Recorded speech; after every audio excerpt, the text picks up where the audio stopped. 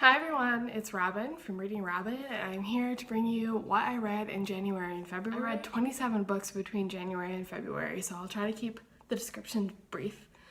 Now, I don't have all of them. I don't know how to insert pictures, but maybe I'll figure it out.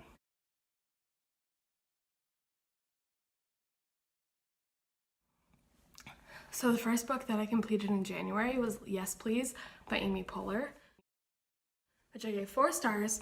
It's basically just little tales from her life, and I thought it was really funny.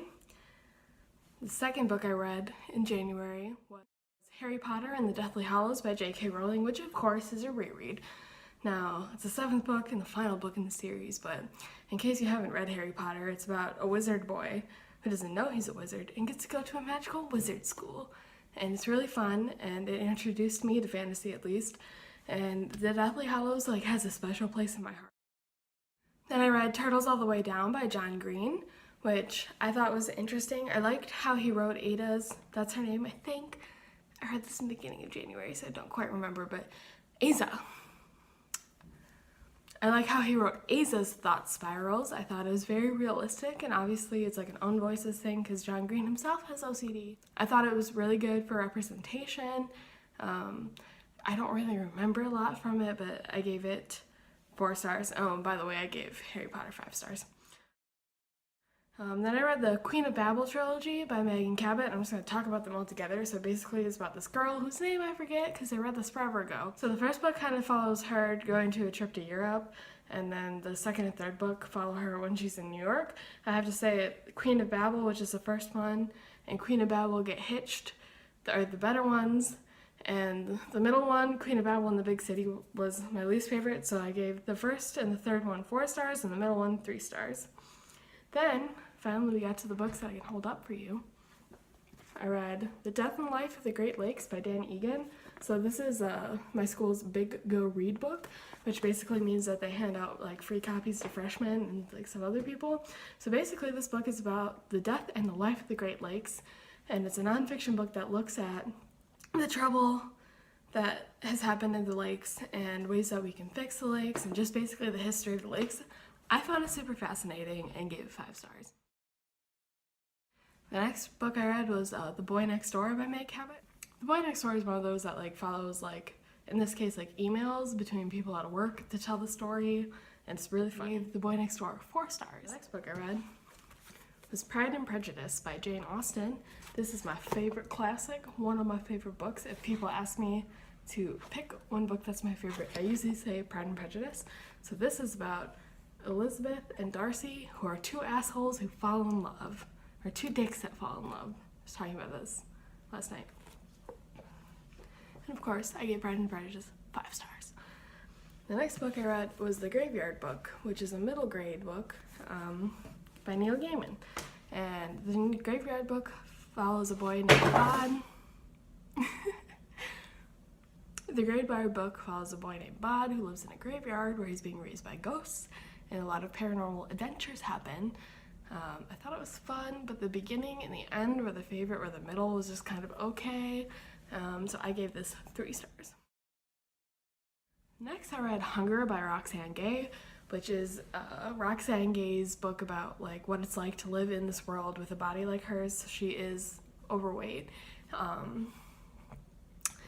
And this book does have some pretty graphic scenes of sexual assault. So if you're thinking about reading it, I would definitely go into it with that in mind. It's something that she does talk about because it affected her weight, and how she viewed her body, which affected her weight. I gave it 3 stars because, not that her story's not important, and we always have this debate whether you can rate nonfiction, but I found it to be a little bit repetitive, and I listened to this on audiobook, so she was reading it, so I like that aspect of it where she was telling her story. I'm not sure that I connected with it, and that's all I'll say about that. The next book is Just Mercy by Bryan Stevenson. So this book is a nonfiction book about basically the death row cases and what happens if someone's innocent, and if someone's not innocent, should they still be executed. It follows a lot of different people, but it follows Walter McMillian, who was wrongfully accused of a murder where he got life in prison for it, and basically his story. and I gave it 5 stars. Switch gears again. The second book after The Boy Next Door is Boy Meets Girl. So like this is the same style where they like tell the story through like emails and stuff like that. It was really fun. It wasn't as good as the first one, so I gave it 3 stars. The next thing I read was Fifth Chinese Daughter by Jade Snow Wong. This is for a class. It's an ex-library copy, so that's got like a little thing on there. But basically, Fifth Chinese Daughter is about Jade Snow Wong and her life in San Francisco. I think this was published in like 1945 or maybe 1950, around that time period. Some people think it's like propaganda. I don't know. I gave it 3 stars. We talked about it a lot in my English class, and nothing we really talked about changed my mind. I thought it was okay. It was kind of boring and disjointed, and that's just my opinion. And then I read Becoming by Michelle Obama. I love her, and I love the story. If you do it, listen to the audiobook because she reads it. It's amazing. This is actually my roommate's copy, so I didn't read it. But there also, I think the benefits is that there's like pictures in here. So if you did listen to an audiobook, try to get your hands on a physical copy to see some of the pictures because they're neat. And of course, I gave it 5 stars, and that's actually the last book I read in January. So now moving on to books that I read in February. So in February, I started off by reading Maybe in Another Life by Taylor Jenkins Reid. I think it was Chandler Ainsley was doing a live show about it. At least I think she was in it, where they talked about Maybe in Another Life by Taylor Jenkins Reid. I gave it 3 stars. I thought it was okay. I think the ending bothered me. No spoilers, but I think the ending definitely is what made me choose 3 stars. I think it was a really fun read. I wouldn't read it again. And next I read Humans of New York. So if you're familiar with the Humans of New York, or HANY, Facebook page is basically that. Oh, I just opened to this page randomly, but isn't that cute? But yeah, basically it's just like pictures and like the little captions, basically the HANY format. I gave it 5 stars because it's just really a lot of fun. There's nothing really to critique about it, in my opinion. And then I read King of Scars by Leigh Bardugo. Now, I'm a huge Six of Crows fan. The Grishaverse, on average, I give it like 2.5, maybe 3 stars, but Six of Crows is my shit. Nikolai is my boy, Nina is my girl, and I was so happy to be back into that world, back following these characters, especially Nina. I love her, she's my boo, and so reading King of Scars was a lot of fun in my opinion. I think it got bogged down a lot by like the political side of it, and Nina's story felt really disconnected from what was happening with Nikolai and Zoya. Speaking of Zoya, I found her perspective to be a lot of fun actually. I think I actually did more of the story than Nina's, which hurts me a little bit. And of course, there's like the romances, no spoilers, that are being set up, and I better follow through on them, Leigh Bardugo. You better follow through. Also, back to my girl Nina. The table jiggle. So excited about Nina. But back to my girl Nina. The scene where she buried Matthias really got us starting the table. The scene where she buried Matthias made me cry. Props to Leigh Bardugo. Did I think it was as amazing as Six of Crows duology? No. I still gave it 4 stars. I think the ending, if you've read the book, not my favorite ending. I think it leaves a lot open for the next book. I'm curious to see where the world goes next. Then I read Jasmine by Bharati Mukherjee. I think that's how you say your name. I looked it up, but I don't know if that's 100% right. So this follows our main character Jasmine as she immigrates from India to the United States and what challenges she faces because of that. It also follows the men in her life. It's kind of disjointed, so it's not like a linear timeline, so it does jump around, which can be a little bit confusing. However, I fucking love this. It was so good. If you are interested in reading this, which I would recommend just to see how you thought about it, maybe you won't love it as much as I did. Trigger for sexual assault, as well as like xenophobia for immigrants. But 5 stars, loved it. Also, that one I did read for class. Then I read Lost at Sea by Brian Lee O'Malley. It's a library book, as you can see. It's a graphic novel about a teenage girl, I think after high school, and they do stuff. It's like a road trip, there's cats. I don't remember a lot about it, and I just read it like 3 weeks ago. It was okay, it was fun. What I recommended, I'm not so sure. It seemed kind of rushed. Also, I'm struggling to talk because I don't remember much about it. I did give it 3 stars.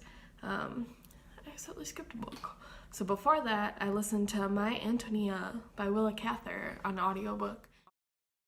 And I gave it 2 stars. I thought it was kind of boring. I was upset that we learned about Antonia, who seemed like an interesting girl from the perspective of her boy neighbor, who was low-key in love with her.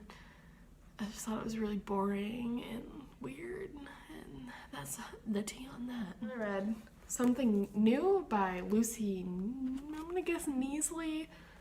I guess it's basically, it's a kind of a memoir, but told in graphic novel format, and it's basically talking about she planned and executed her own wedding, and basically like how much that cost, what kind of effort it took in, like how her husband-to-be helped her. There's also a little bit about like how they got engaged and stuff. I thought it was really cute and really good, so I gave it 4 stars. Then I listened to Cress by Marissa Meyer on audiobook. So Cress is the 3rd in the Lunar Chronicles, which is basically a sci-fi retelling of fairy tales, which sci-fi usually a miss for me. Fairy tales retellings also usually a miss for me, but for some reason this really works. I think the Lunar Chronicles are a lot of fun, and they're just lighthearted, and they're easy to listen to and to read, and yeah, man, I just like have so much fun listening to them. Like, they're just really entertaining. I don't know what else to say about them. If another character gulps though, I swear to fucking God. But otherwise than that, like, it's just fun characters, a lot of action plot, nice balance of like more serious things and like more funny moments. Like, a lot of those are from Thorn, obviously. But since it's the 3rd, I don't really want to get into the plot or anything, but I gave it 4 stars. I really enjoyed it. Then for class we read Bitter in the Mouth by Monique Trong, I think is how you say her name. Obviously I tabbed it up a bit. So this book is about a girl who has synesthesia. So basically her affliction, she can taste words. Basically when someone speaks to her, when someone speaks a word, she can taste it. So this shows up in the speech patterns, and this is another one where it's like kind of just jointed, and the timeline isn't like completely linear, so you learn a lot in the first half, and then the second half it's like recontextualized the same events but retold. Not like everything's retold, but like you gain some more understanding in the second half of the book for sure. I would have representation for synesthesia, which some people consider to be a disability. I don't know what my feelings on that are because I personally do not have synesthesia, so I don't know if the rep was good, but I have a feeling that it is because I have a feeling that the rep is good. It really seems like if the author herself, I don't know anything about the author, but if she doesn't herself have it, I think she did a lot of research on it. It seems pretty evident. I think the writing was also good. I think the twist was good. I'm sorry if saying this twist is a spoiler. And the next thing I read was The Diviners by Libba Bray. So I will admit, it took me a little bit to get into this book. I'm a huge fan of paranormal, not always. However, I really like Evie. Oh, I didn't even say what the book is about. So basically it's about these people called diviners in the 1920s who have like powers, but it's a secret. And so of course the main character has one. And she has to go live with her uncle who runs this like creepy crawly museum of weird paranormal stuff, and she meets Sam and Jericho and Theta and Henry, and then Mabel's in there too. And it's a lot of fun. Once I got, so see, I think what made it hard for me to get in this one is that, like, I had been promised romance, and there wasn't really any romance for the first, like, third, I'd say. I mean, I guess there was little hints, but it really picked up for me when Name Redacted and Name Redacted met and started kissing and stuff. And then I got more into the mystery of it too, and the friendships has been going along. I think this one definitely for me is more of a character novel. Obviously there's like a plot going on, but what draws me to this is the characters, and I gave it 4 stars. Back to the Lunar Chronicles, I listened to Fairest by Marissa Meyer, which if you don't know, it's like the book in between Cress, which is the 3rd one, and Winter, which is the 4th one. And so Fairest basically like follows the villain, Queen Lavanna, and gives you a little bit of backstory. Now, I said this in my Goodreads review, I don't think this story was necessary. I think it ranged from boring to annoying. It basically confirmed what we already know about her. It didn't add anything new to the story. It kind of just like showcased a bunch of like her being bitchy and being a villain, and yeah, I don't know if it was necessary to make it its own thing, you know what I mean? 2 stars. And then the last thing I read in February, some burr, so it still has a price sticker on it, is The New Jim Crow by Michelle Alexander, which is, the subtitle says Mass Incarceration in the Age of Colorblindness. So basically it's like the idea that like, oh, we don't see color, but we kind of do, and we like to imprison Black people and other people of color. And why this is a problem, how this is a continuation of the legacy of Jim Crow. I thought it was really good. I gave it 4 stars, mostly just because like I know a lot of this stuff already, which is like not the book's fault, but considering the book is probably what inspired, like probably why I learned this stuff. I am a criminal justice minor certificate, they call it here. So I did know a lot of this stuff already, but I thought it was still well argued. I did learn some new things. All right, that is what I read in February. If you have any comments on what you read in the first 2 months of the year, just leave them down below, and I'll see you next time.